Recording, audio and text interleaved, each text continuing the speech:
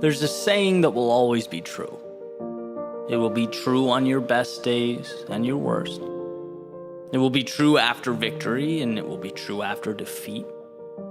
It will be true when you have momentum, and it'll be true when you're down on your luck, doing everything in your power to create momentum.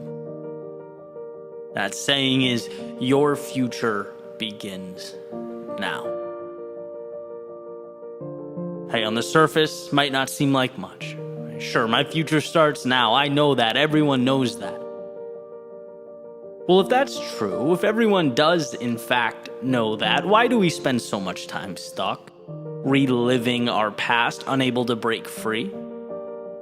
Why do we remain terrified to change? Why do we feel such a connection to who we were, how others saw us? Why must we remain loyal to the character we've been playing in our mental autobiographies? See, here's the thing about the past and the future. One is fixed, can't be changed, and the other, well, it's waiting for you to tell it what it is. One is expired time, one is planned to be determined. And it's interesting how we continue to conflate the two. Epictetus has said that the more things we value outside of our control, the less control we have. Well, I'm going to be the messenger here, relaying the precious truth that yesterday is in fact out of our control. What can be controlled is where we go from here. The next step. Meaning today is not your failures. It's where you take those lessons. It's not your mistakes, but it's what the stronger you can now endure because of them. It's not the dreams you let slip away, but where your pursuit might take you now. And yeah, yesterday certainly contributes to your outlook, as all information does. Its value considered, its impact assessed. It guides you, but it's not you. And that difference is astronomical. There's a question about the role the past plays in our lives. That has to mean something, right? Your past is, in many ways, your story. It's why you think the way you do. It's contributed to your understanding of the world. It will always be a part of you, and I believe that. But I also believe the past is a story. And just like reading one chapter in a book simply sets the stage for the next one without controlling its direction, so does every day that has led you up to now. Life gives us the tools to experience, to grow, learn, and then shed that which does not coincide with what's important. Your failures are not you. But they are precious in that they push you towards what you'd like to be. See, you can experience something and not be that thing. As Kierkegaard says, if you label me, you negate me. If you proclaim me to be X, you're essentially stealing from me the infinite possibility that is the future. Yesterday has nothing to do with what I can become. And so taking it a step further, never mind being labeled by someone else. How could you label yourself and see it as anything but self-sabotage? See, you're never defined by your past, but always learning from it. It's not who you are. It's the cheat codes for what you can be. Without that winding road of misfortune and mistakes, the incredible expansion we long for doesn't materialize. Imagine if everyone who ever felt down in life, felt like a loser, who temporarily lost hope. Imagine if they looked in the mirror and said, okay, this is who I am now. There would be no triumph in the world. Because anything meaningful requires the resiliency to map our way from the hell that was our darkest moments to what will become our proudest moments. Destiny. Destiny means that you separate the finite from the infinite. What you used to call yourself has prepared you to move towards the horizon. But what you used to call yourself is also as irrelevant now as those seconds that you watch tick away. Seconds that maybe you're not proud of. Seconds that perhaps taught you about the world. Seconds that gave you a glimpse of what's possible, unveiled the happiest of times, all of it. In its own unique way, it brought value, but none of it is your future. Why? Because back to that beautiful, all-powerful sentence, your future begins now. Your destiny is awaiting its marching orders, and all you have to decide as you stand today is where that ship will sail.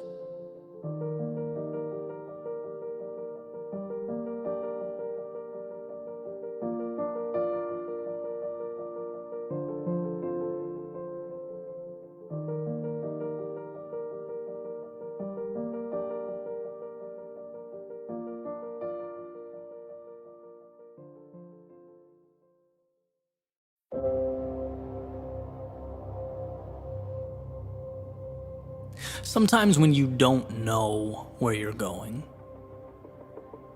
the best thing to do is go there. A wise man once stated that an object at rest stays at rest. And while his rationale is a little different than mine, I'm going to borrow from his premise. Right? Because when you move, even if you don't know where you're going, you put yourself on a collision course with something. You put into existence an entity to react to. Some call it destiny. Others call it fate. I call it simply initiative. Because if your journey is hypothetical, you have nothing to celebrate nor correct. A sailboat can adjust its sails once it leaves the harbor, right? It can learn from and manipulate its surroundings, make sure it arrives at a destination, right? It learns and adapts along the way. But from the harbor, it speculates. It expounds upon a path that might be straighter, might be faster, might be more thought out and tied together than the crazy sailors who took off for the horizon, but in actuality, it goes nowhere. In the real world, it is stagnant, and I could be wrong, but I'd make the argument 10 out of 10 times that the real world is where we want our results. And my proof?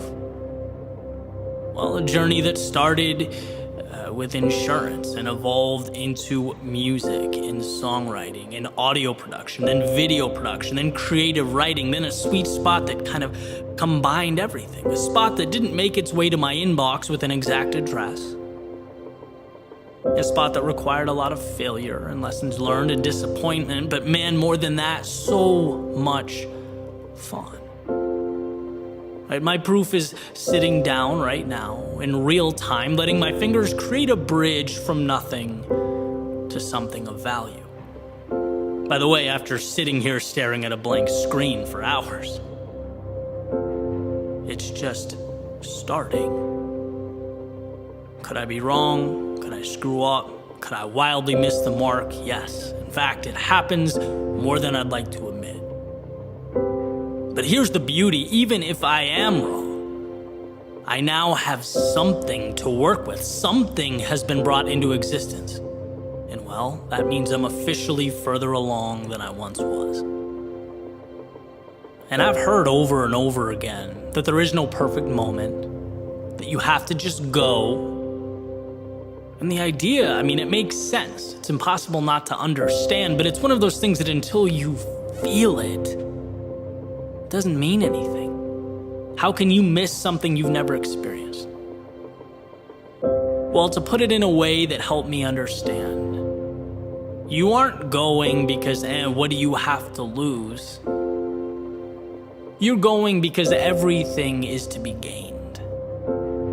The answers that you pick up along the way, like a little coins you pick up in Super Mario, right? You have to start collecting pieces of a puzzle that you can then arrange. I truly believe that one of the most important ideas we need to hold on to moving forward is personal agency, self-belief. And I say that because I feel like I'm watching it slip. There are cases where we literally don't know or understand that it's within our own ability and control to change our lives. No person or group or letter in the mail is going to come along and green light your idea. In fact, you might not even really know what your idea means or how it will look. And that's not only okay, it's amazing. It's the marble that you get to chisel away at to create something. See, life is not the perfect execution of a plan. Life is the courage to make your way into a world that no one really understands or knows anything about. And I'm not talking physics or biology or quantum mechanics. I'm talking about the real life that is emergent from those areas of study, right? There is no perfect formula for happiness. But it will always be true that immobility or standing still is antithetical to progress. And there is plenty of data that supports the idea progress equals happiness. We want to move towards something. So that's what this is about, right? Here's to not being scared of what we don't know. Because somewhere in the realm of what we don't know exists what we need most. So yeah, stop waiting for the perfect moment. And yes, begin. But not because it's an ultimatum. Do it because the things that make life fun and intriguing and exciting and ultimately worthwhile, they live on the other side of your front door.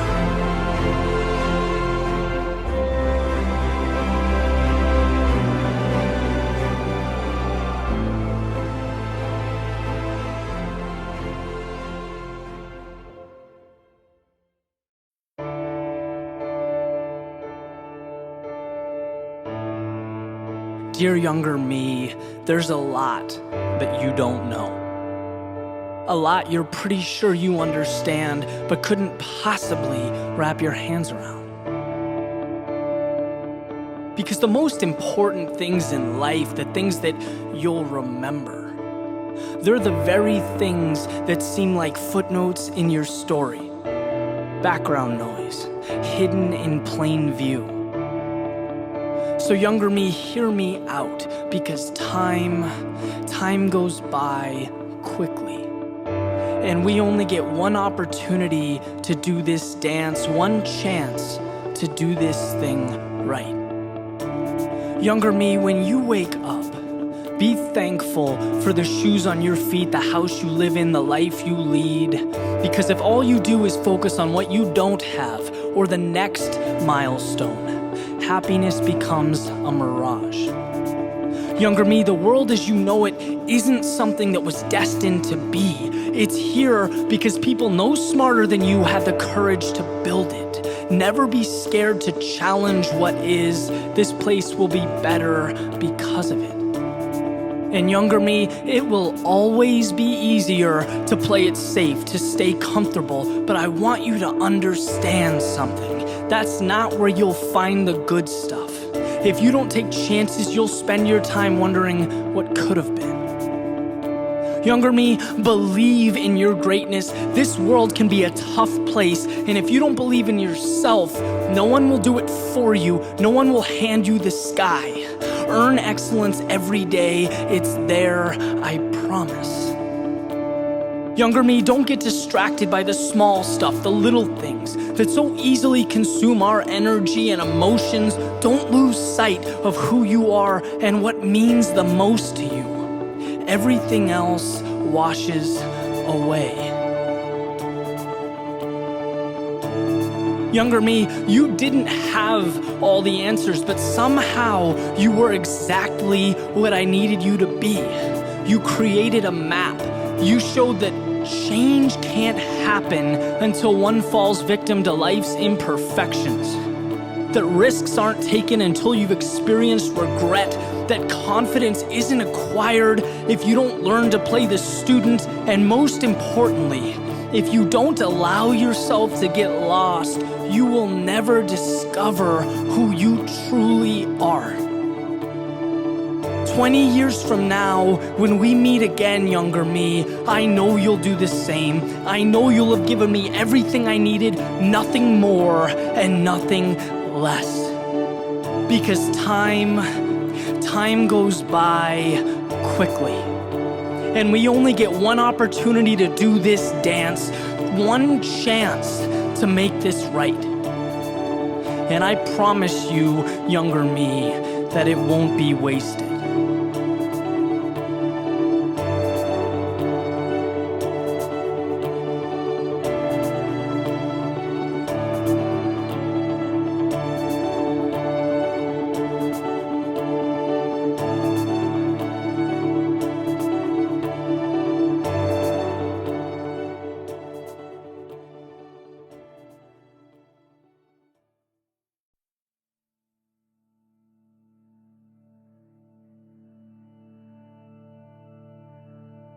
The sunrise is not the best part.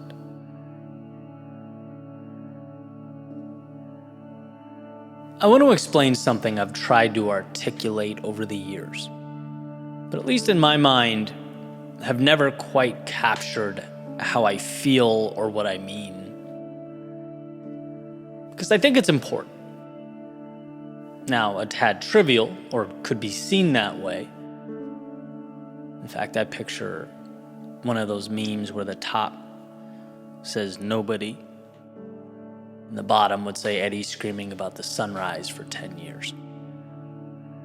Whereas a buddy of mine recently said, a bird flies over my right shoulder and I want to go home and write a novel about it. But, truth be told, there's beauty in the mundane. And I think when looked at correctly, some of our greatest lessons about ourselves, about the world, and about how those two things often aren't as different as we might be inclined to think, shine through. So we're going at this again, one more time.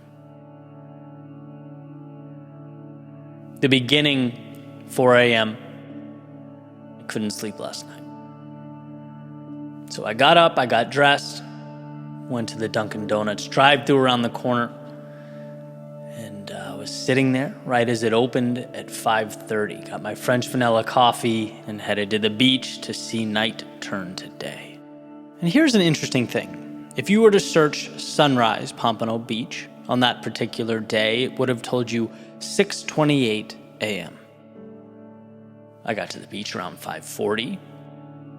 And this will become more and more relevant as I sort of progress here. But when I arrived, it was dark. There was not a soul outside, except for a man with a dog, who for some reason warned me that he had a dog, and another man twirling around a glow stick.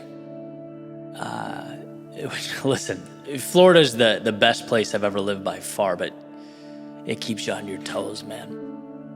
So I walked by them and found a spot by the water. I sat down, and it was truly theatrical. It's almost hard to find the words for the South Florida sky in the morning as night turns to day. Right? And as I'm sitting there looking out over the Atlantic, you can see right where the ocean and sky touch these little patches of teal and orange and pink that start to slowly break up the darkness. Almost like someone's dipping their brush in paint and just flicking it at a canvas. Random assortments of colors. And it's very interesting because it happens subtly and somehow all at the same time. Piece by piece, these little neon strips start making their way over the horizon. I just sat back with my coffee and I watched the world around me come to life. Birds start flying over the water. The sand rake, if that's what it's called, started driving around, preparing the beach for everyone that would come visit that day. You start to hear voices and laughter infiltrate, the beach around you. And here's my thing. Here is that thought that I truly feel is important, but have a hard time with the why. It's how people show up at 6:15 and make their way to the sand to watch the sun come up. Obviously, understandable. It is an incredible sight. To see that giant ball of fire emerge in the distance, seemingly make its way up into the sky, I get it. I just can't help but feel like in some way, it's similar to fast forwarding a movie to the point where the villain's already been defeated, where the problem's already been solved. It's like it's the post-game interview after the Super Bowl. The magic in my eyes is the before. Before the sun rises. It's watching something so dark, so empty, so hopeless, replaced by a masterpiece that takes your breath away. It's seeing out in the distance the light that was coming. It was always on its way. Make itself known to you for the very first time. And as that extravagant march from nothing to something takes place above and all around you, suddenly you can see your hand in front of your face. It's like you blinked and night became day. That type of transformation, that journey from one extreme to the other, it's so incredible, so emotional. It screams hope. It makes it that much harder for me to say, I can't change, I can't let go, I can't build. It's like, look, you just watched the black of night become day. It's a reminder that things are always dark until they're not. We can never see until we can. It's just make-believe until it's real. It's a process of holding on. Sometimes it's just holding on until that paint begins to color in the world around you. So it's not that the others are wrong. Again, I totally get it. I get the appeal of putting the beach chair down at 6:15, snapping some pictures of the sun in its magnificence. I get it. It's real. It's tangible. It's the shiny object. Theoretically, it's what we should be looking at. But let's not forget that magic in its infancy. Because for everything that is, for every sun that rises, its origin was once darkness.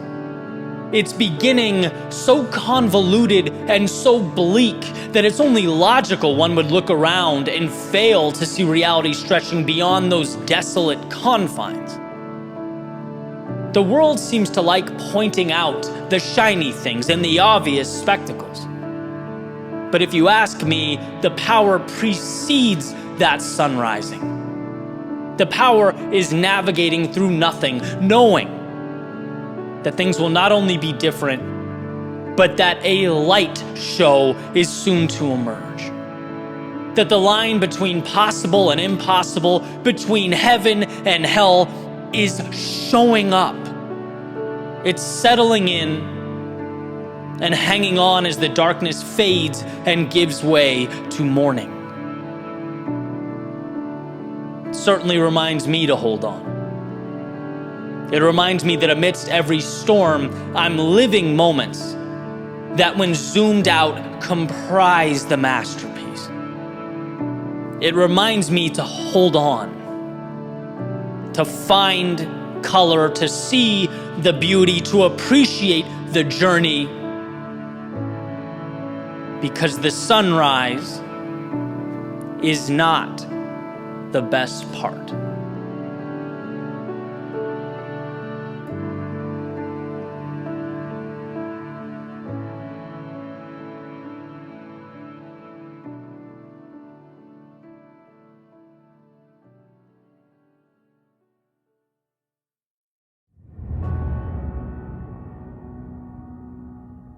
There's a saying that some people feel the rain, others just get wet.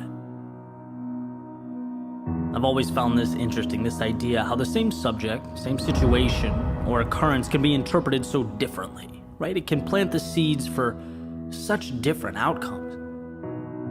Like Kishimi and Koga mention in their book, The Courage to be Disliked, well water is 60 degrees, and it's always 60 degrees. In the summer and the winter, but depending on what time of year, right, the makeup of the outside world, that 60 degrees feels different. The water didn't change, its circumstances did, and our thoughts are no different. It's not the world that writes the story, we do. And every second, moment, day is merely an interpretation. Does time tick by? Or is it driven into a state of flow? Is it transformed into something more? Was losing an indicator that, hey, maybe you're not good enough? Or is it your motivation to be better than you've ever been? Is your day an allegiance to the present or an invitation to chase down tomorrow? See, the world doesn't get to tell the tale. The world is paper, it's ink, it's ideas. The world is everything you need to decide how your story's going to go. How does he see the world? How does she define reality? That's the question. Because you don't need to change the world, you need to change the way you see it. And you don't need to change who you are. You need to change the imaginary shackles you've placed around your ankles that are limiting the heights you could reach.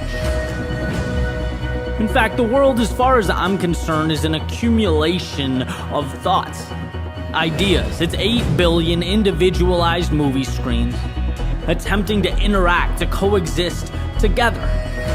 And when you look at it like that, it's not that your mindset plays a role or it's kind of important. No, it's that it narrates the play. It's the glue that ties everything together. What you see is what you get. And this isn't a one and done thing, it's an everyday thing. Because there's always going to be occurrences in our lives that challenge us, that threaten our understanding of who we are and what we're capable of. There will always be the temptation to make the opportunity into the problem and the hero into the villain. But why forfeit that control? I remember hearing that if you find time to be grateful, both in the morning and at night, it changes your life.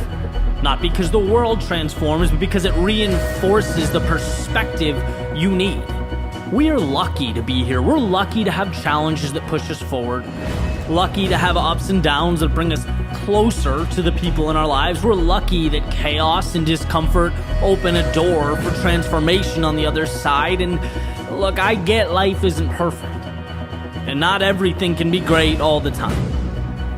But I do believe that if we can bring ourselves to stop, to breathe, to even focus briefly, we can find value in any situation. What's in front of you, it exists, right? It's the well water. You can't go back in time or remake the obstacle at your feet, but you can always decide how to make that work for you. And that's a superpower. And I use that. I use it when my short-term ideas or videos or projects underperform. I use it when people let me down. I use it when in the moment I'm either under or overwhelmed. The question, where is the win? In this spot, this situation where most would hang their heads and let the outside world rewrite the story, how can I find a way to hold mine high and maintain my own accountability? Extreme differences in life outcomes are so often prompted by such subtle realizations, subtle decisions. Their reason to stop could be your reason to not only carry on, but thrive. And the best news is you don't need approval or authorization. You don't need the stars to align or doors to open up. You just need to give yourself permission to see the sun amidst the clouds, the hope amidst the doubt. You have to remind yourself that there is always something to cling to, always a second chance. There is always a win. All you have to do is choose to see it.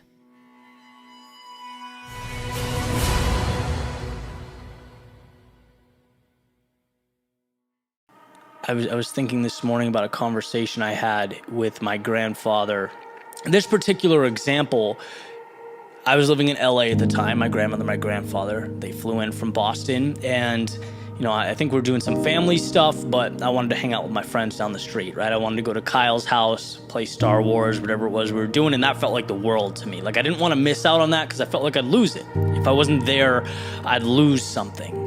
And I remember him taking me from the kitchen to the living room and being like, Eddie, you have to relax. He's like, that stuff, I promise you, will always be there. The fun, the escape, the metaphorical, going to Kyle's house will always be there. You have to do what's right for you. And then when you need that, it's there. It was almost like all the nuance and the detail is reacquirable. And why I'm bringing this up, and it's a little bit of a pivot, but I've seen throughout my life, right, personally, this sort of loss aversion, like I mentioned a few days ago, where you don't want to leave a bad situation because you fear that the very basic boxes that you've checked, you can't get them back, right? It's like you can have a job that's you're not satisfied, you're unfulfilled, there's nothing great about it, you've lost your sense of self, your purpose, but you're getting a paycheck, right? Or at least you have some direction in the day or in your life. You can say who you are. There's some identity. There's some very basic boxes. You're not happy, but the basic boxes are checked. And what you fear is if you leave in pursuit of something different, maybe you can't check those boxes again, right? Or you're in a relationship and it's like, it's not right. And in your core it's not right. But there's very basic boxes that are checked, right? You're not alone, you're with someone, there's some predictability in your life. Like, it'd be tough to lose those things.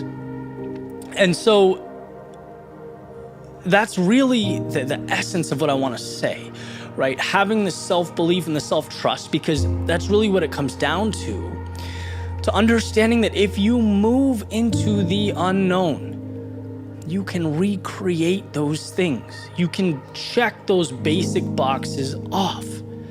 But if you don't have the courage to move out of that situation, you'll be shackled to a world that's not really meant for you, right? So like the job thing. And by the way, I always worry about saying this because there are people that love their jobs. I'm never ever knocking a 9-to-5. Like, it's just my thing. Right? That was, for me, I felt so constrained, and I'm just such a, I love to be creating and sort of out on the fringes. That's just like what motivates me. That's not how everyone works. So I don't want this to be interpreted as me bashing a 9-to-5. It's just my story. But like, I realize that I could have walked away, come back in a year after living in like Thailand, and things would have been exactly the same when I got back. Right? I could have got a similar job. I could have found ways to check off those same boxes, right? Those foundational things, they're reacquirable. Just like the relationship thing, right? It's like, if it's not right for you, there's 8 billion people in the world. 8 billion. You think one of those doesn't share your value system? One of those you can have fun with, hang out with, relax, enjoy yourself, improve your life? Like, of course you can.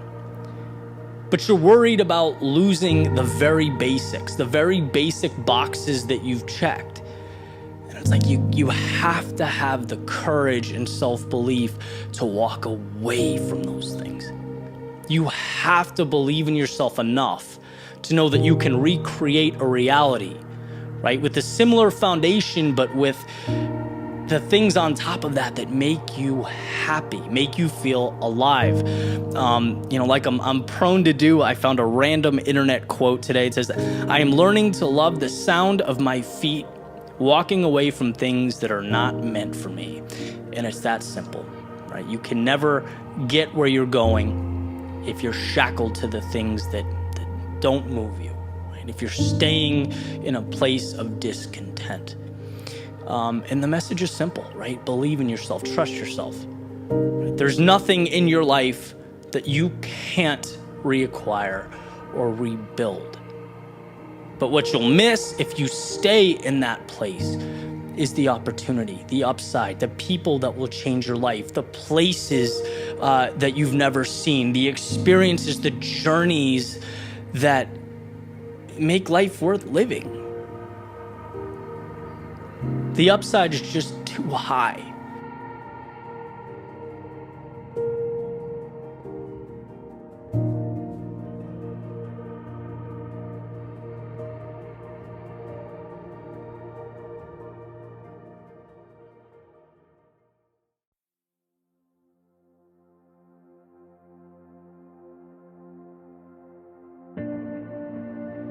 Someday, the things that you currently don't understand will make sense.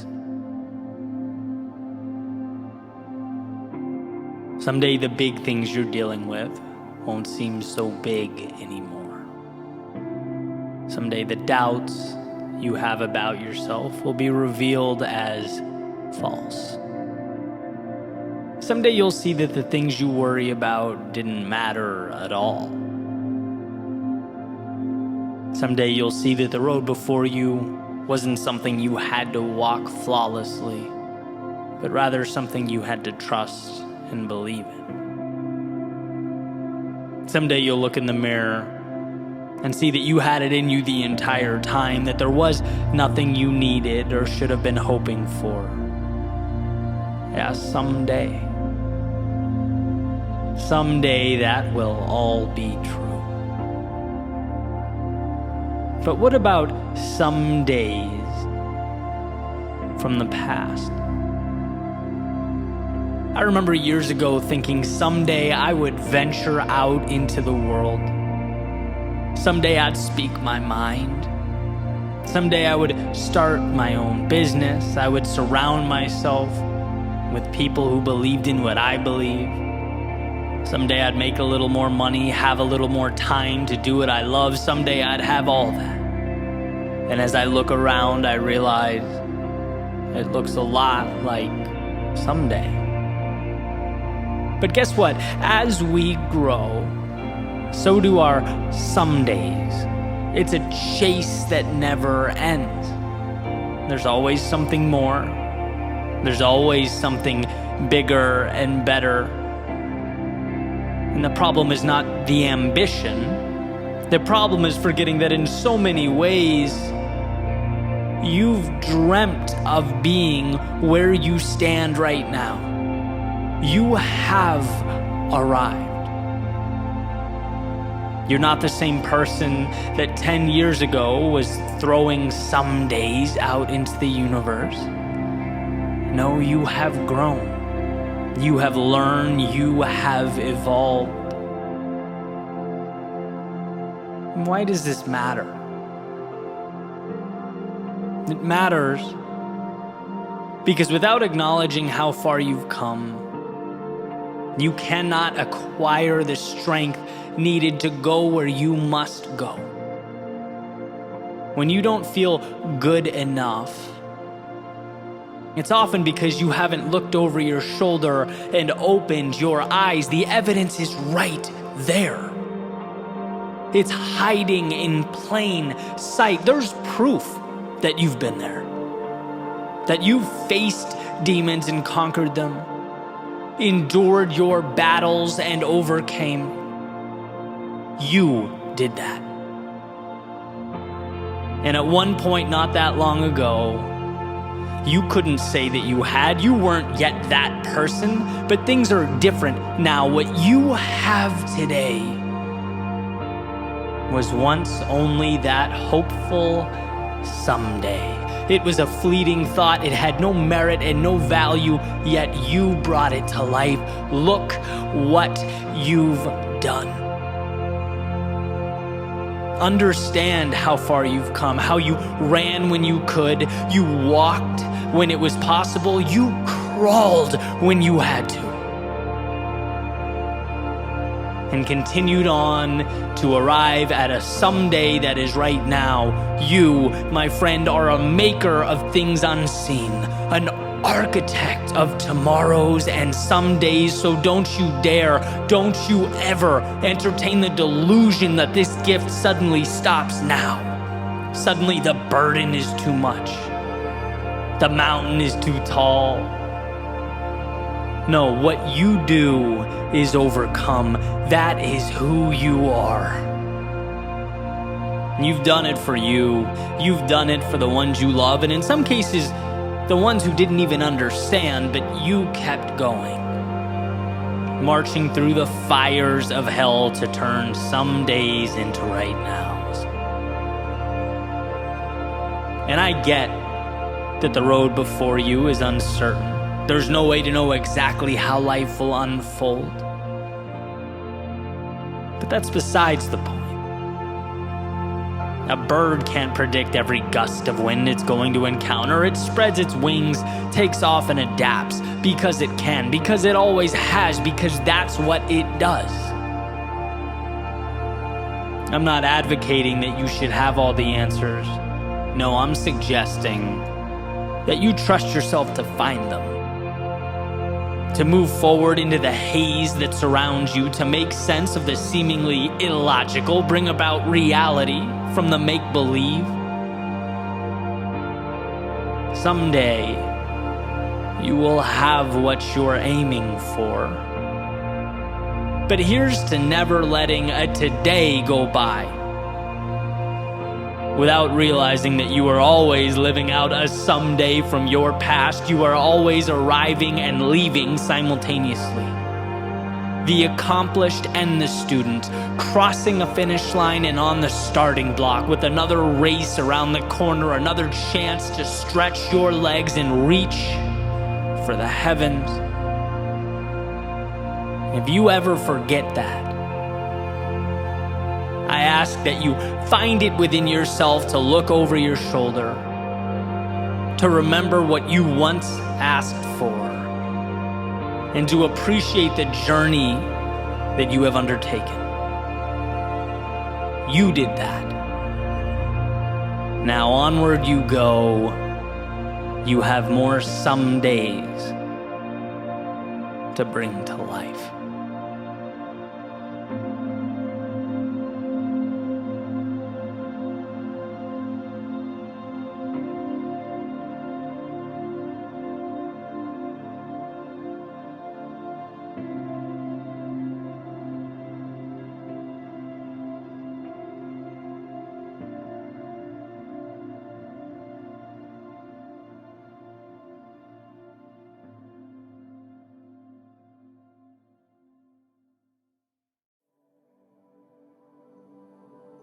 One of the more powerful realizations I've had, both in business and life overall, is that what we do to win today and what we do to position ourselves to win tomorrow, they're often very different things.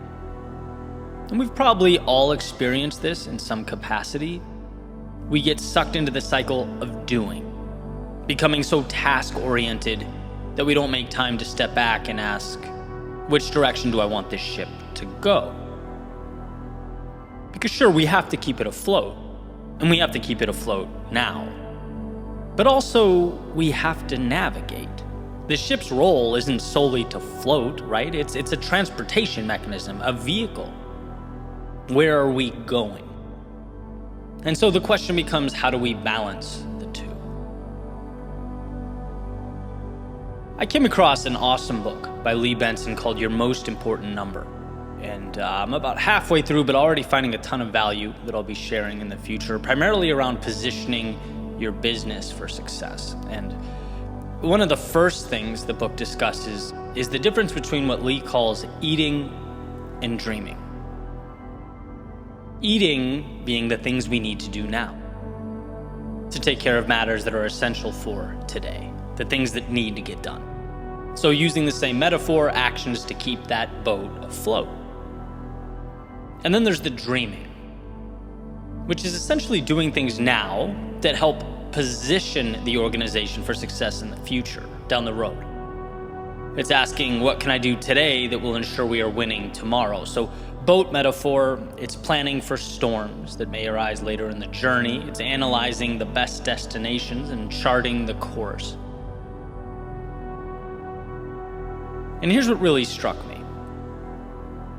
Lee suggests, based on his consulting, that ideally leaders should be, I believe the number was 80% dreaming and 20% eating. So yeah, doing what has to be done today, obviously, but largely focused on positioning the organization and themselves for success in the days to come. And what he's found is that very often out in the world, that ratio is flipped. People are so consumed by the day-to-day that the future takes a back seat to the nuance and the quote-unquote putting out fires of the present moment. We're spending 80% of our time eating. Now, like most things, this is not one size fits all. Say frontline manager at a factory is not going to be 80% dreaming and 20% eating. Their task requirements are different. But the point remains, it's imperative that we, in some capacity, utilize our resources now to look ahead. I don't know if I've ever told this story, but I always joke around with my brother about it.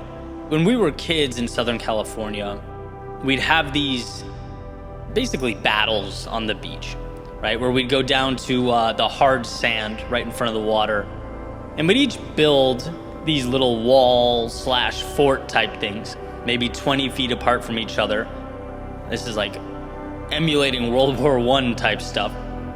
And then we'd make cannonballs out of sand and just throw the sand at each other, right? So in a way, this is a perfect metaphor because we would always be juggling, on one hand, building the fort that would protect us from the other person, so dreaming. And then on the other hand, I mean, those things hurt, right? We'd have to, in real time, be dodging incoming sand simultaneously to building that wall, right? So the eating. And he's a bit younger than me, so admittedly, this wasn't really fair. But regardless, he would get so consumed with throwing sand that his wall would be really cheaply made. At the beginning, I'd be trying to make this really solid base foundation, and he would just be pelting me with this stuff, and it was brutal. But as time went on, I'd build that wall higher and higher. Eventually, it would be lights out for him. He'd have nothing to hide behind. The young buck was doing, let's say, way less than 80% dreaming. And so I'm no longer building castles in the sand. But as Thoreau said, now I'm looking to build them in the air, seeking to bring things into life that are merely ideas and concepts in my head. And naturally, this prompted me to ask, well, what's my ratio now?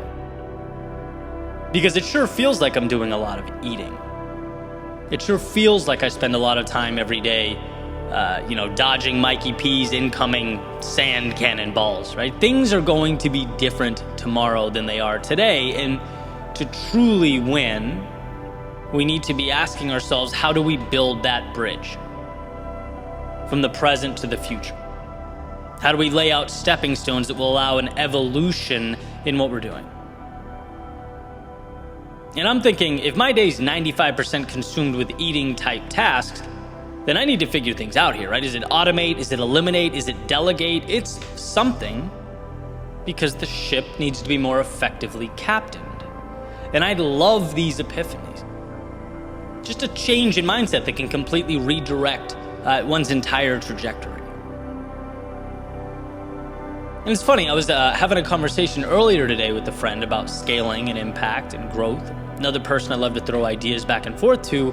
And he asked me, well, Eddie, what are some of the ways your world within could make money? And I was like, oh, it's easy, right? And so I laid it all out in great detail, the ins and outs. And he says, that's awesome. But that's not the question I asked you. You answered a different question. You answered, how is the business making money now? I asked, how can it make money in the future? Boom, another epiphany. One of those instances where you catch yourself thinking small.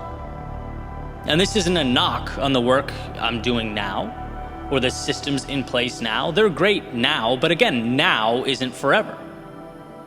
If you have plans to add more value and create more impact, build more things, that has to be baked into your time and resource allocation. We all have to eat because we don't want to starve, but we also have to dream.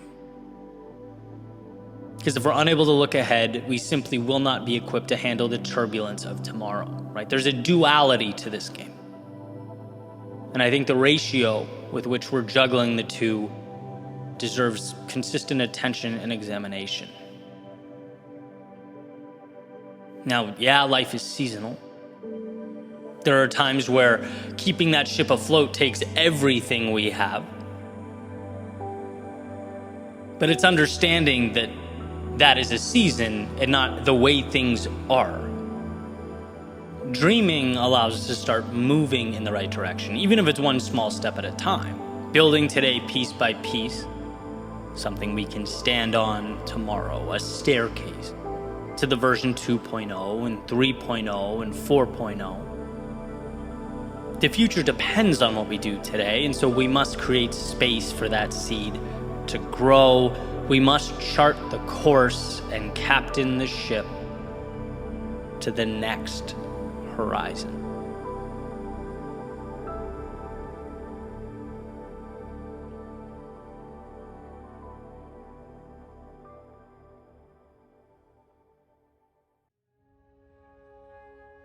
This weekend, I needed to shut off for a little bit. So I got some Chipotle. Yep, big night. Picked a random episode of Game of Thrones, sat on my couch, and I put my feet up.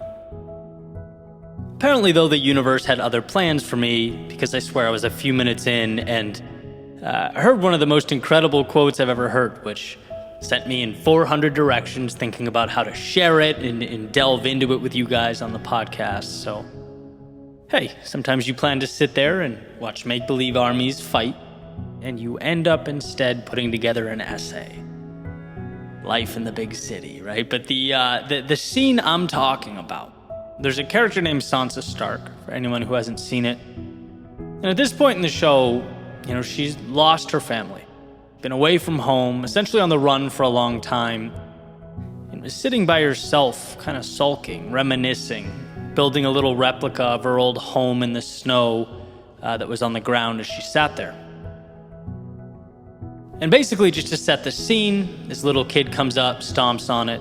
Sansa gets mad, hits the kid. She's just devastated by everything, exhausted by it all.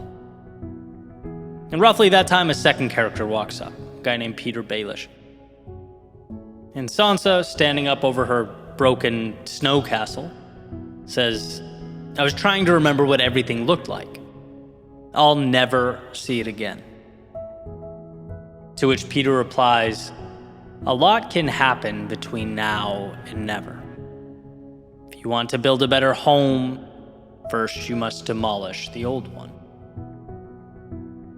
He's implying that Sansa might think she wants to go home, but home is essentially gone. That place she knew, that place she wants to go back to, it's destroyed. The people she loved are no longer there. She thinks she wants to go back to that place because she's lost and scared and alone, and the human condition is always to return to the comfort of what we left, to recapture that feeling of clarity. But to truly find herself, what she needs to do is destroy that version of home and build a new one. To start again, to become something worthy of a new home, one that's more conducive to life now. Which is her character arc for the rest of the show, right? Slowly evolving into that person. See, life is this interesting cycle of dying and being born again, of leaving old things behind in order to build a new. The old you can only give what the old you always gave. So when life demands more of us, we have a real problem on our hands. What you knew is now insufficient. It's not enough. Sure, it was enough yesterday, but today is a different story. And we're always put in this situation, where the road before us is asking more of us than we've ever given. It demands more than we know how to accommodate. This is when it becomes very easy to misdiagnose home. To think the answer is behind us, what we need is buried beneath what was. When in reality, what was is no longer sufficient. What we really need is to set the past ablaze in order to create space for what must be brought to life. Home is an evolution, a cycle. As our world changes, we evolve right along with it. As old beliefs fall, new ones are built. As the old way is lost, a new way is found. By clinging to old, you sentence yourself to the never Sansa was so adamant about, at the expense of the infinite abundance and opportunity that's out there. It's worth noting that the phoenix does not descend from the clear blue sky. He rises from the ashes. It's after the old world falls that the new one emerges. I'm not the same person I was in 2014 when I left what I was doing to do what I'm doing now. That version of me died. And then again, when I packed up my things and relocated my life and business to South Florida. And then again, when I changed how I positioned myself, how I thought of myself in the world, and again, and a multitude of times since then. This current version of myself is dying as we speak, making room for the new. Every time I find myself at a transition point, it's pain. It's unlearning things I knew to be true, I was sure of. It's taking a sledgehammer to the old realities so that new ones can take their place. So that's saying a lot can happen between now and never. Yeah, anything can exist between now and never. The world is limitless between now and never, if you understand what never means. Because the old you could never have the things, meet the people, go the places, or become the person that you will be someday. The old you could never see the world the way you do or the way that you will. But the old you was never supposed to. What we once called home, our past, our understandings of life, they were critical. They set the stage for now. They brought us this strange intersection of who we once were and who we now need ourselves to be. It's not that crawling on the ground was wrong. It's that we are now required to grow our wings, to set ablaze the previous parameters so that new rules can be written. Change hurts, but it hurts far less than carrying the old you into eternity, while infinite possibility is left on the shelf. It hurts far less than equating your life now to what's been taken away or lost. Rise from the ashes of what was. Life will ask you to be better, more capable. It will ask you for more. Meet its call. Over and over again, meet its call. For anyone willing to let go of the old and give life to the new, a lot can happen between now and never.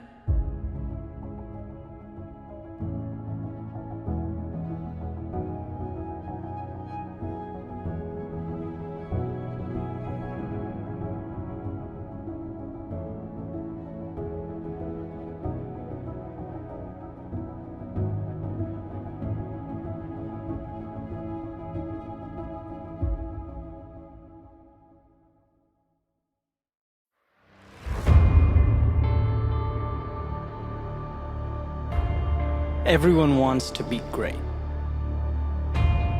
Everyone wants to be the best, the top, the 1%. Or as the saying goes, everyone wants to be a beast until it's time to do what beasts do.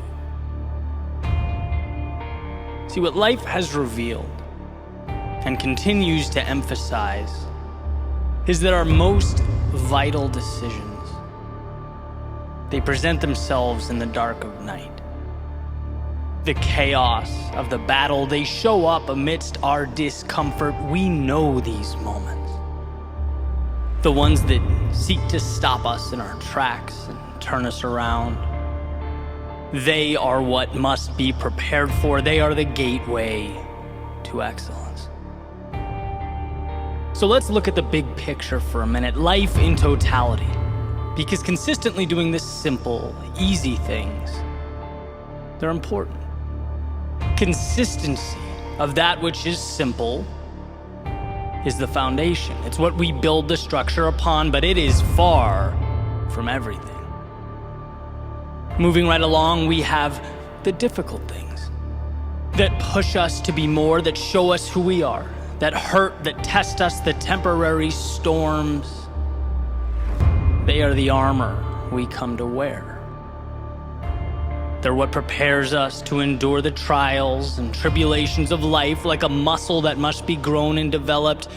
But the difficult things are far from everything. Because lastly, we have our defining moments. The moments that put it all together. When the sky feels like it's falling, the body feels like it's failing, the mind feels like it's dwindling. Presenting the question, will you do the hard thing when you feel like you can't do the hard thing? It's doing what's difficult when the situation around you is screaming at the top of its lungs. You've gone too far. You've separated from normalcy. You are wandering into something that can no longer be deemed predictable or safe. See, running is hard. But running when you're tired, when you didn't get a great sleep last night, you don't feel good, when you're busy, when your schedule's full, when you have things to do, when you're in the midst of your workout and your lungs are screaming for air, the cloud of pain is hovering over you as you make your way forward for no other reason than you told yourself you would. That's not hard, that's transformative. Going to the gym is hard. But going to the gym when you don't want to, when you don't even feel like stepping into the car, when your mind is trying to rationalize a day off, when you're asking yourself what the point was to begin with, that's not hard. That's transformative. Growing your business is hard. But growing your business when you've experienced a monumental letdown, when you went all in and were left empty-handed, when you were chewed up and spit back out, yet you showed up. Kept your eyes locked in on that win. That's not hard. That is transformative. See, these monumental moments, the ones that break so many of us, that we've all come face to face with over the course of our lives, they're not about easy versus hard. They're about doing the hard thing when it seems as though you cannot do the hard thing. The world is saying no. Your body is saying no. That chirping in your head is saying no. Can you separate yourself from that hurt and that anger and that disappointment? Can you segment the negativity, knowing that you will do what you can to remedy the situation? But that life's curveballs can't stop you from moving forward for the simple reason that you won't let them. When life gets hard, you have to be harder. The one who gets bolder. You have to learn to surprise yourself. Here is what I believe to be the goal, the pinnacle. It's what I aspire to become. When life puts me through hell, to dig deep and find the emotional IQ, the awareness, to know that right now is the invitation I've been longing for. My chance to level up. See, you might be wondering what brought this concept to the forefront of my mind. And well, it was one of life's inevitable setbacks. And I had to look in the mirror and say, I'm not going to think about the technical issues that just cost me thousands of dollars and thousands of hours of my time. No, I'm going to, one, learn, but put parameters in place so it never happens again, and two, find the opportunity. See, when we build back, we tend to build back stronger, clean slate, new lease on life. Where can I be better than I was? Where can I pinpoint and capitalize on the value I once walked right by? When we adopt this mentality, we become unstoppable. Someone on the outside looking in might say it's over the top, and it is. But so are the things that I want. They might say it's not that simple. Correct. Running away from our problems is simple. I'm not about that life. They might say it's impossible to do all the time, to think that way every day, and perhaps so. But if we bow our heads and retreat every time life isn't perfect, we'll never attempt anything. I'm not aiming for perfection, I'm aiming for progress. Those who aim for perfection tend to spend the entirety of their lives doing exactly that, aiming, planning, speculating. Wanting more for yourself means receiving more rejection from the world. It means elongated valleys of despair. It means deeper treks through the heart of the vast unknown, across distant lands and through turbulent waters. It means doing the hard thing when the circumstances are what mere mortals call impossible. At some point, we must transcend the versions of ourselves we once were. We must recategorize and redefine the adversity we face in life.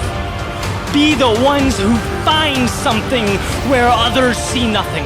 Find value in the seemingly valueless. Let us start from the premonition that there's always a solution. And if there is always a solution, there is always a way to bring it to existence. Some will stop at easy, fine, let them. Some will stop at hard, great, to each their own.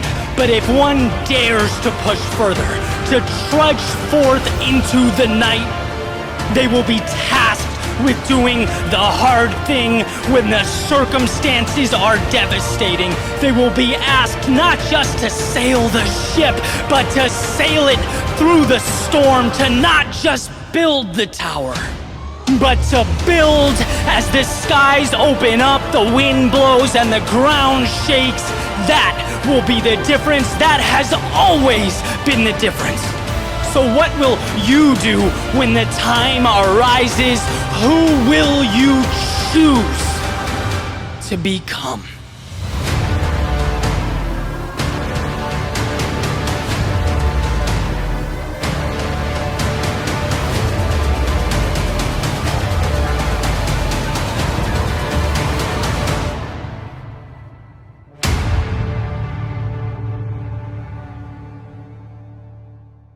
All you need in life is ignorance and confidence, and then success is sure. That's a quote from Mark Twain talking about success and sort of the polarity of the process. And, you know, anyone who knows Mark Twain, who's read his stuff, you know, he's a witty, kind of sarcastic guy, so I'm sure he meant that with some humor, but there's a lot of truth to that quote. You know, I talk about a lot the truth so many times being in the middle. A combination of, or a multitude of different ideas. And when we think of, you know, confidence and ignorance, they're very different, right? Why would we want to be ignorant at all? Well, in a way, we need to be. And let me explain why. Ignorant in the sense that we need to be willfully dismissive of the things that are not conducive to our success, to our growth. We need to build walls, mental walls that stand between what's good for us and what's not. You know, the odds, for example, don't do anything to help us get where we need to go. The negativity, the doubt from others don't push us forward at all. The self-talk reminding us that, hey, we've tried this before and we've failed before. Remember that one time you gave this a shot and it didn't work out? That's going to happen again. All that stuff, it needs to be drowned out. again, a willful ignorance of the odds, coupled with confidence, understanding that the road before us will be difficult. We won't understand it. We won't get it all. It will be far from perfect. But none of those things matter to someone who's willing to adapt along the way, right? It's like the ultimate trump card. If the world's going to throw things at you, but you're willing to adapt and continue forward, then it really doesn't matter in the grand scheme of things. Because again, you don't need the straightest path. You don't need perfection. You need to believe and be confident in your ability to rearrange the pieces as they come. And that's why I love that quote. It is a reminder. We need to be ignorant and confident. You can be too self-aware. You can be too, overly analytical. There is a middle ground there that I think is incredible. And I got an email today that was kind of documenting in a few sentences some recent success stories where people were completely oblivious, completely disregarded the negative feedback the world was giving them, right? So for example, Jack Canfield, his idea of 100 short motivational stories in one book, Chicken Soup for the Soul, was turned down by something like 130 publishers. There's a willful ignorance and certainly a confidence there. Howard Schultz, looking to start Starbucks. He tried to get a loan or secure a loan that he needed for the company, like over 200 times was turned down for this loan, but kept looking. I think it was number 242 that said yes, that finally gave him the green light. Mentioned Walt Disney, who was fired for not being creative, tries to make it in Hollywood, has a rough start there. And you just can't help but think, like particularly with Walt Disney, right? He's trying to sell an idea of a mouse that moves and walks like a human being. That can get you $1 billion or it can get you in an insane asylum, right? It's very hard to sell that. And all of these people continually moving through this adversity, what makes it real is in our world, one rejection feels like our cage is rattled. It can be a big deal, right? If you're applying somewhere and you get told no, or a person turns you down, you don't get accepted to something, you get denied somewhere. Like, the first instinct is to look in the mirror and say, man, am I not good enough? Am I missing something here? And why these stories are so precious, because when you put yourself in Howard Schultz's shoes and the 120th bank tells you to go, take a long walk off a short pier, how do you think he felt? Like, how did he internalize that? How did he pick himself up and go to bank 121? Still have 100 more to go till he got that yes. I think it puts into perspective the world we live in and the reality of getting things done. We want things to be easier, and the idea in our head is that it should be. But it never will be, right? It's Darren Hardy knocking on doors. Doesn't care about how many yeses he gets. He doesn't leave until he gets turned down by X number. Why? Because in the rejection is what we need. If you're looking at doors, the idea is not a world where every door opens for you. The ideal is knowing that life is about most doors being locked and having the courage and the conviction to continue forward until one opens up. You turn that handle, you walk through, and you enter a new chapter in your life, the next thing. Right? That's very hard to comprehend. I've lived it. I've lived it as an entrepreneur. You can't do this for a decade without coming face to face with rejection repeatedly. It's just something that you learn to live with and not personalize. It's not a referendum on me. It doesn't mean the other person or the organization, the company hates me or thinks less of me. Sometimes it's not even worth a second thought. It's okay, next door. If you can find a way to flip that perspective, you don't need all yeses, you need one. You need one person or entity or company, organization. You need one to work out and things change. Most people don't get there because most people, by bank 20, right, by publisher 20, they're saying, well, this is not for me. And it's not true.